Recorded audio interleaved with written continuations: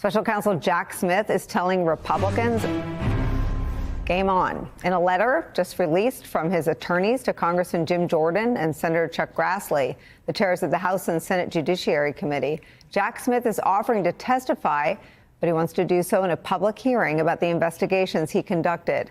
Jack Smith's attorneys writing this, quote, given the many mischaracterizations of Mr. Smith's investigation into President Trump's alleged mishandling of classified documents and his role in attempting to overturn the results of the 2020 election, Mr. Smith respectfully requests the opportunity to testify in open hearings before the House and Senate Judiciary Committees.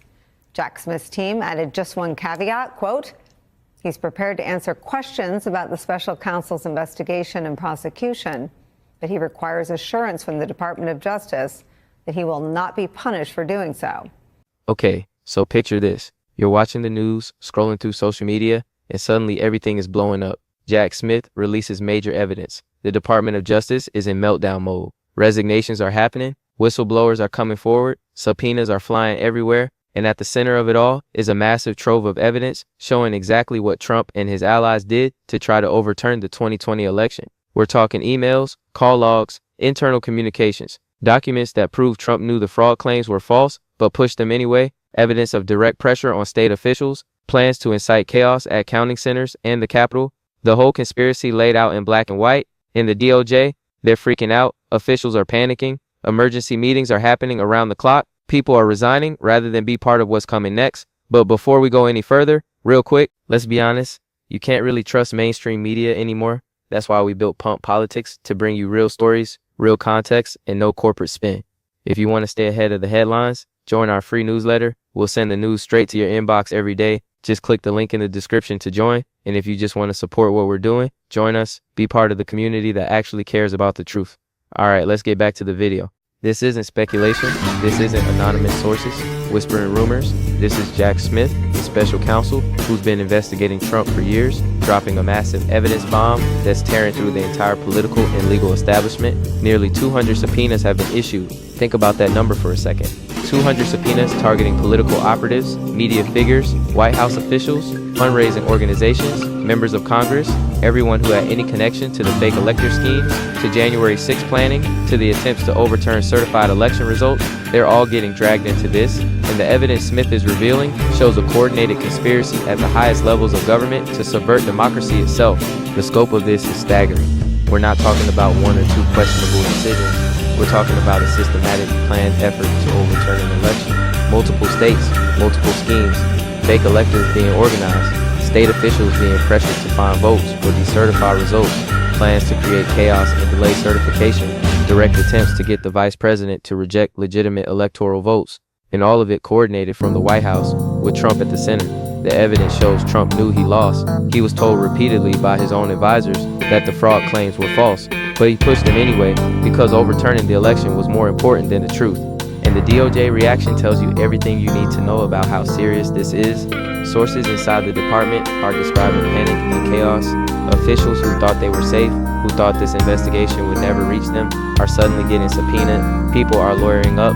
Cooperation deals are being cut. Whistleblowers are coming forward with information because they'd rather be on the right side of this than go down with the ship. High-level resignations are happening as officials decide they don't want to be part of the fallout. This is a meltdown, a complete institutional breakdown as the weight of Smith's investigation crashes down on everyone involved. Let's talk about what this evidence actually shows. Emails where Trump's own lawyers told him Context has articulated from not speaking out very often, picking his moments. He's now one of the tips of the spear in protecting democracy and involving himself and encouraging people to get off the sidelines. Jack Smith, in some ways, has taken a legal journey that parallels that. Let me play you his explanation. The Robert Mueller view of how to do this, that's where I come from. That's my view, and that's really how the Department of Justice does it. I've seen throughout my career, and there's a reason for it. The reason is you do not want to be saying things before a trial that are going to make it hard for the defendant to get a fair trial, right? You don't want to be sort of polluting the jury pool in your favor, saying things that they, because the usual case is a case where the government has a lot of power and has a megaphone, and the defendant most often doesn't. And so those rules because that way of doing things has been a department tradition. And in fact, a lot of the local rules of the courts that we practice and say limit what you can say as a prosecutor. And so in my role as special counsel, I handled things very much as I did throughout my career. It's like we often say, do your talking in the courtroom, not on the courthouse steps. And so that's how I did things.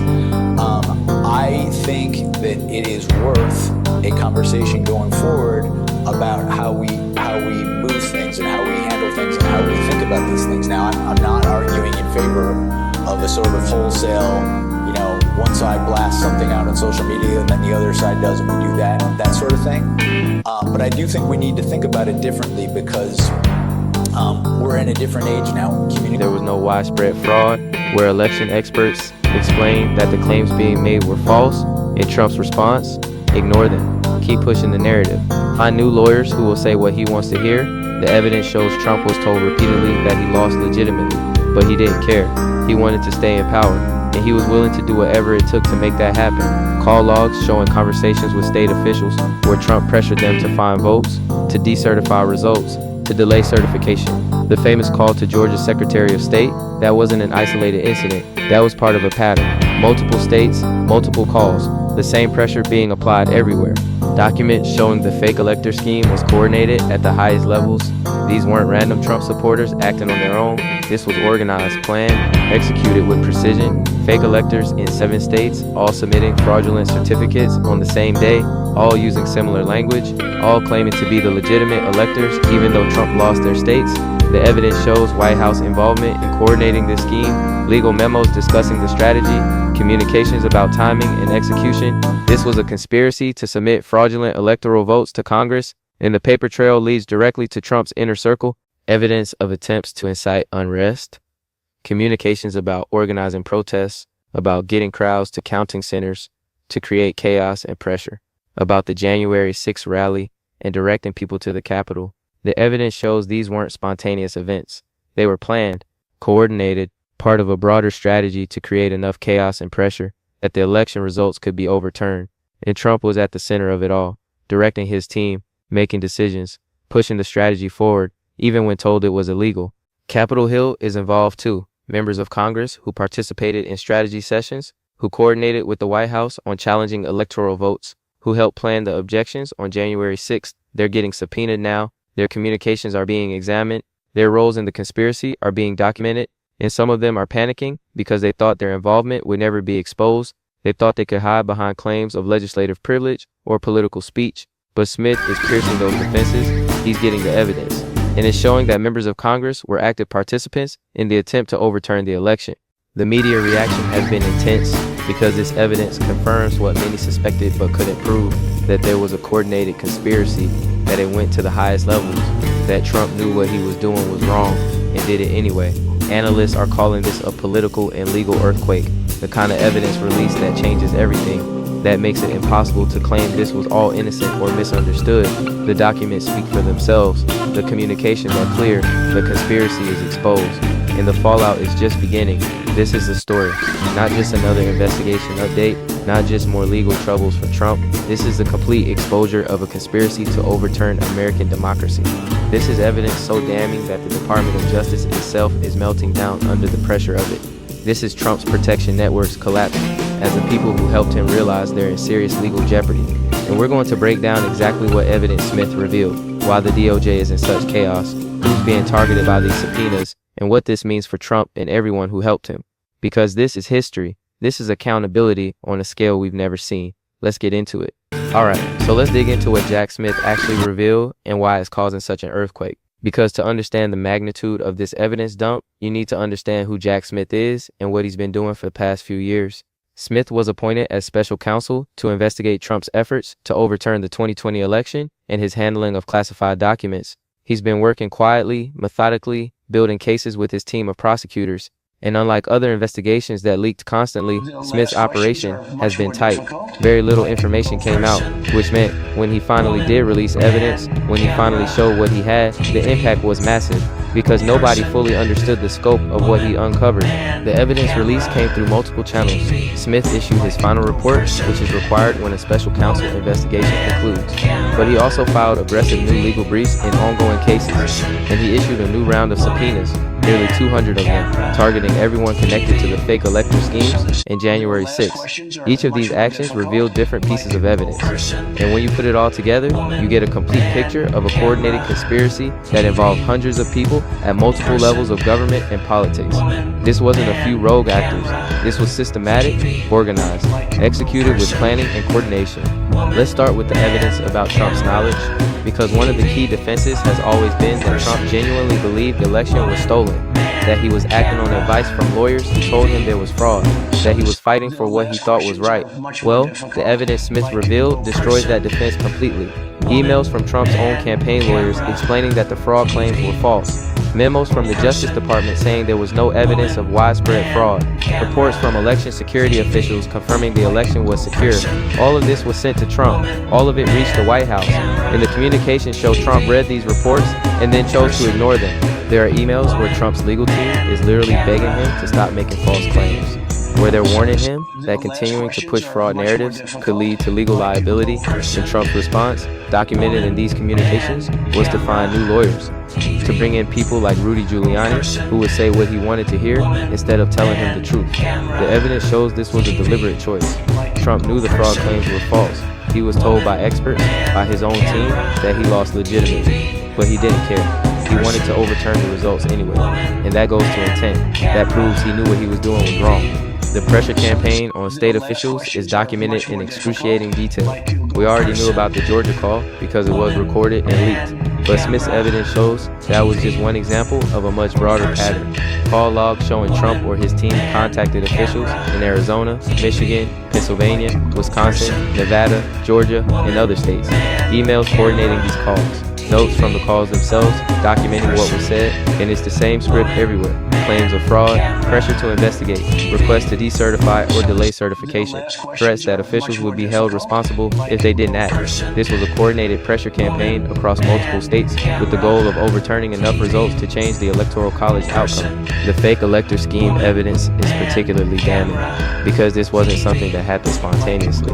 The evidence shows White House involvement in organizing fake elector slates in 7 states, legal memos discussing the strategy and how to execute it, communications about timing, ensuring all the fake electors submitted their certificates on the same day, discussions about what language to use to make the certificates appear legitimate. This was planned at the highest levels, and the paper trail includes communications with White House counsel, with Trump's personal lawyers, with Republican Party officials in multiple states. Everyone was coordinating, everyone knew what they were doing, and the goal was to create enough confusion that Congress could reject the legitimate electors and accept the fake ones. Evidence of incitement is also extensively documented. Communications about organizing the January 6th rally, about getting specific speakers who would fire up the crowd, about the messaging that would be used. And then there are the communications during January 6th itself. As the violence was unfolding at the Capitol, Trump's team was getting updates. They knew what was happening. They knew people were breaking into the building, and the evidence shows Trump resisted calls to tell his supporters to leave, that he watched the violence on TV for hours before finally releasing a video telling people to go home. The communications during those hours show a deliberate decision to let the chaos continue because there was hope it would delay or prevent certification. The subpoena targets reveal the scope of the conspiracy. Nearly 200 subpoenas means Smith is casting a wide net. Political operatives who organize fake elector schemes in individual states are being subpoenaed. Media figures who coordinated messaging and pushed false fraud narratives are being targeted. White House officials who were involved in planning and coordination are getting legal demands for documents and testimony. Fundraising organizations that raise money off false fraud claims are being investigated. Members of Congress who participated in strategy sessions about challenging electoral votes are being subpoenaed. This is everyone who touched any aspect of the conspiracy, and the goal is clear. Smith wants complete documentation of who did what, when they did it, and who told them to do it. The DOJ meltdown is happening because this investigation has expanded beyond what many officials expected. When Smith was appointed, some people thought this would be a narrow investigation into a few specific incidents. But the evidence he uncovered kept leading to more people, more schemes, more coordination. And now officials who thought they were peripheral, who thought they'd never be implicated, are getting subpoenaed. They're being asked to produce communications, to testify, to explain their roles. And many of them are realizing they're in legal jeopardy, that their involvement, even if they thought it was minor, could lead to charges. That's causing panic. People are lawyering up. Some are seeking cooperation deals. Others are resigning from their positions rather than face what's coming. Emergency meetings at DOJ are described by sources as chaotic, officials trying to figure out how to respond to Smith's demands, legal teams discussing what documents can be withheld and what has to be turned over, political appointees arguing about whether to cooperate or fight the subpoenas, career officials worried about the department's reputation and insisting on compliance with legal obligations. The internal divisions are severe, and they're playing out in real time as Smith's investigation forces the department to confront its own role in these events. Because some DOJ officials were involved, peripherally or directly, in advising on the legal strategies Trump's team used, and now they're being investigated for that involvement. Whistleblowers are coming forward in increasing numbers. People who were part of Trump's operation, but who are now cooperating with Smith's investigation. They're providing insider testimony about what was discussed in meetings, what decisions were made, and why, what Trump personally directed versus what his team did on their own initiative. This insider testimony is incredibly valuable because it provides context for the documentary evidence. It explains what the emails and call logs mean. It connects the dots between different schemes and shows how they were all part of a coordinated plan. And each new whistleblower makes it harder for others to maintain the wall of silence, because if multiple people are talking, staying quiet doesn't protect you anymore. High-level resignations are accelerating. Officials who were part of Trump's administration or who helped with the legal efforts are stepping down from current positions. Some are resigning from law firms that don't want to be associated with the scandal. Others are leaving government positions to avoid being caught up in the investigation. These resignations signal that people are preparing for serious legal consequences. You don't resign from prestigious positions unless you think staying would be worse. And what could be worse? Being indicted, being disbarred, facing criminal charges. So people are getting out while they can and trying to distance themselves from what's coming. The fracturing of Trump's support network is visible. For years, Trump has maintained loyalty through a combination of political power and mutual self-interest. People stuck with him because they benefited from the association. But when the legal jeopardy becomes real, when indictments are possible, that calculation changes. Self-preservation kicks in, and we're seeing that now. Political operatives who helped Trump are cooperating with investigators. Lawyers who represented him are testifying against him. Party officials who organized fake electoral schemes are cutting deals. The network of support that protected Trump is collapsing as everyone scrambles to protect themselves. Congressional involvement is particularly significant because members of Congress have constitutional protections for their legislative activities. The speech or debate clause protects them from legal liability for things they say or do as part of their legislative duties. But Smith's investigation is showing that some members went beyond their legislative roles. They participated in planning sessions about overturning the election. They coordinated with the White House on executing schemes. They helped organize fake electors. And those activities aren't protected by the speech or debate clause. They're potential crimes. So Smith is subpoenaing members of Congress, demanding their communications, investigating their roles. And that's causing panic on Capitol Hill because members who thought they were protected are realizing they might not be. The media coverage has been relentless. Every new piece of evidence Smith releases gets wall-to-wall coverage. Legal experts analyze the implications. Political commentators discuss the fallout. The story dominates news cycles because it's genuinely historic. We're watching the exposure of a conspiracy to overturn American democracy. The evidence is clear, the scope is massive, and the consequences are still unfolding. This isn't just another Trump scandal that fades after a few days. This is evidence that will be studied for generations as an example of how close democracy came to being subverted. So where does this leave us? Smith has revealed evidence of a massive conspiracy involving hundreds of people at multiple levels. The DOJ is in meltdown as officials scramble to respond to subpoenas and legal demands. Trump's support network is fracturing as people cooperate to save themselves. Congressional members are being investigated for their roles, and the weight of evidence is so overwhelming that defending Trump has become nearly impossible. This isn't he said, she said anymore. This is documented, proven, undeniable, and the legal and political consequences are going to be severe for everyone involved. Okay, let's break down what all of this actually means, because we've covered what Smith revealed and the chaos it's causing. Now we need to understand the implications and what happens next, and we're going to do this in clear points, so nobody walks away confused. Point 1, the evidence proves Trump knew he lost and tried to overturn the election anyway. This is the most important takeaway from Smith's revelations. Trump was told by his own lawyers, his own campaign officials, his own Justice Department that the fraud claims were false. He was given report after report confirming he lost legitimately. and he chose to ignore all of it and push forward with schemes to overturn the results. That proves criminal intent. It shows this wasn't a good faith belief that the election was stolen. This was a deliberate attempt to subvert democracy for personal power, and that makes the conduct not just wrong, but criminal. Conspiracy to defraud the United States. Obstruction of an official proceeding. These aren't speculative charges. The evidence supports them clearly. Point 2. The conspiracy was massive and coordinated. We're not talking about a few isolated incidents. The evidence shows coordination across multiple states, multiple schemes, multiple groups of people, all working toward the same goal. Fake electors in 7 states, pressure campaigns on officials in multiple states, planning for January 6th involving White House staff, outside advisors, members of Congress, and media figures. All of it coordinated, all of it planned. This was a systematic attempt to overturn an election through multiple pathways, and when one approach failed, they tried another. The breadth of the conspiracy is what makes it so damning. This wasn't improvisation. This was a coordinated assault on democratic processes. Point 3. The DOJ meltdown reveals how deep this goes. The panic and chaos inside the Justice Department tells you that Smith's investigation has reached people who thought they were safe. Officials who thought their involvement was minor or would never be discovered are now being subpoenaed. They're being asked to produce documents and testify, and they're realizing they could face legal consequences for their roles. That's causing mass panic, resignations, cooperation deals, whistleblowers coming forward. The institutional breakdown at DOJ shows that this investigation isn't just targeting Trump, it's targeting everyone who helped him, and there are a lot of people who helped him. The meltdown is going to continue as more subpoenas go out and more evidence is revealed. Point 4. Trump's protection network has collapsed.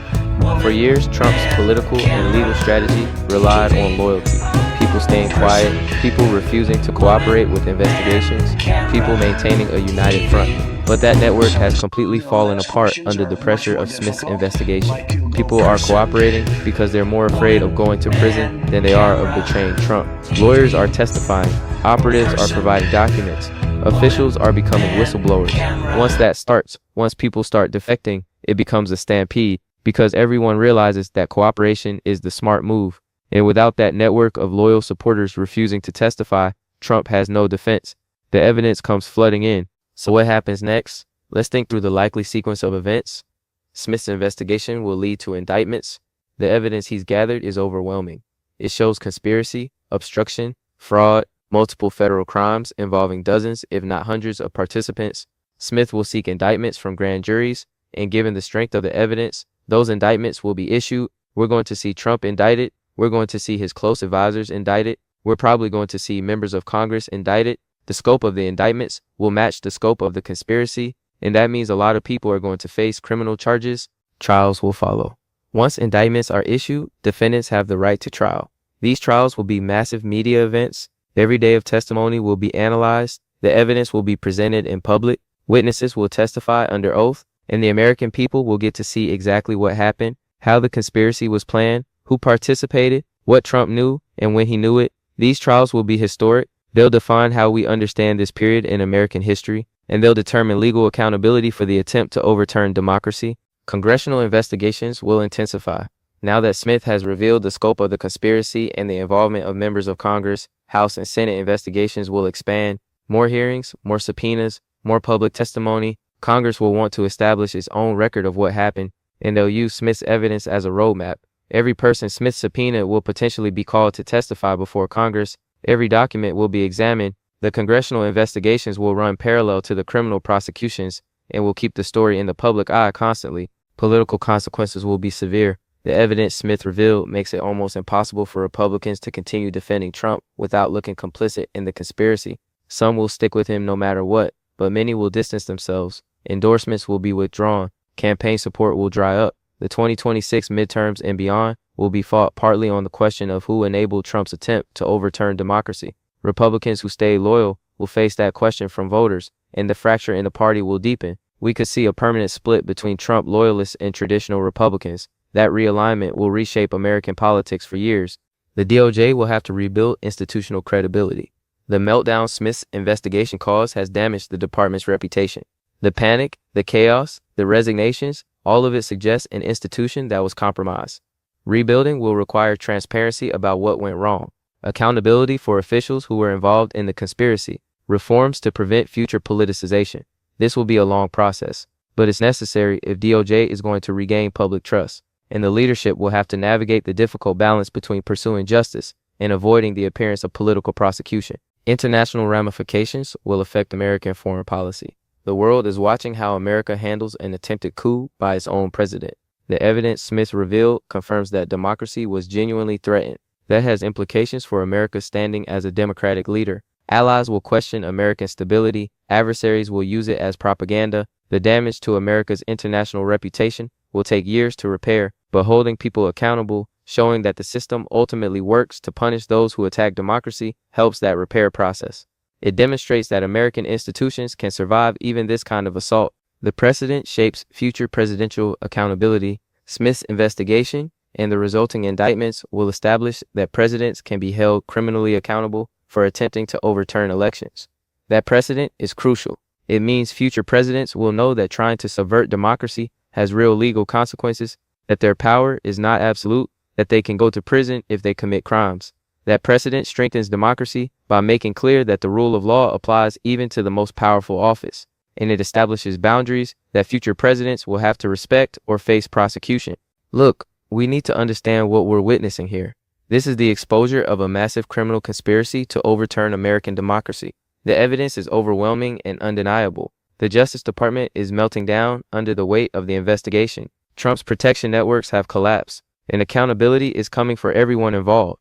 This is not just another political scandal. This is a defining moment for whether America is a nation of laws or whether powerful people can attack democracy without consequences. Smith's investigation has answered that question. The law applies to everyone. Accountability is real, and we're watching it unfold in real time. Does this guarantee convictions? No. Defendants have rights. They can fight the charges. Juries will decide guilt or innocence, but the evidence is strong. The conspiracy is documented, and the likelihood of serious legal consequences for Trump and his allies is very high. So is this the end of Trump's political career? Probably. It's hard to run for office while facing multiple criminal trials for attempting to overthrow democracy. Is this justice finally catching up? It looks that way. The system is working. Slowly, but it's working, and that matters for democracy. Stay tuned, because this story is far from over. The indictments are coming. The trials will be historic, and American democracy is being tested in ways that will define it for generations. This is the moment we'll look back on and say, that's when accountability finally happened. Hello. When you're smiling, when you're smiling, and the whole world smiles with you. When you're crying, you bring on the rain. Stop your sighing. Won't you be happy again? When you're smiling, keep on smiling, and the whole world smiles. Never ever stop reaching for what makes you feel whole. Advent Health. Feel whole. Hi, everyone. Harry here to talk about one of the most stinging, severe, and critical opinions trashing the government, and in particular calling out Lindsay Halligan, that I have ever seen. All right. This is back in the Nachmanoff chambers. We're not in Curry now. We're back in the actual Eastern District of Virginia, where the selective and vindictive prosecution motions, among others, are being heard. And this is by a magistrate who's been dealing with the issues of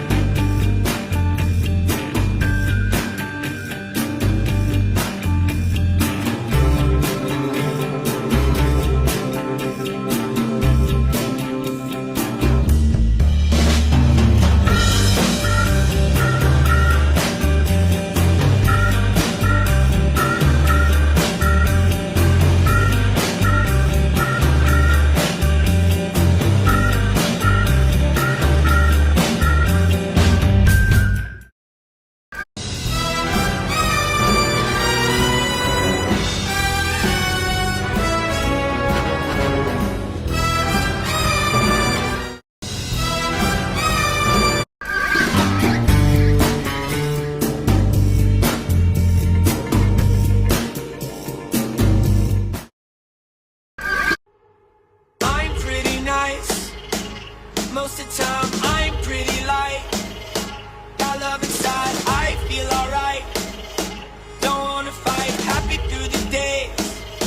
Lucky at night, it's okay. You're looking for some drama, it's okay. With me if you wanna. But one thing you should know. You don't mess with my mama. My mama knows. You don't mess with my mama. It's okay. You're looking for some drama. You don't mess with my mama. No. My mama. You don't mess with my mama. No. My mama. You don't mess with mine. Had a good life. For the most part, everything was fine. Start, then you ran away like a coward. You know she was your wife, then it fell apart. It's okay, you're looking for some drama. Go ahead, run off on me if you wanna. But one thing you should know. I'm pretty nice. For homicide detectives, their chance of solving a murder is cut in half.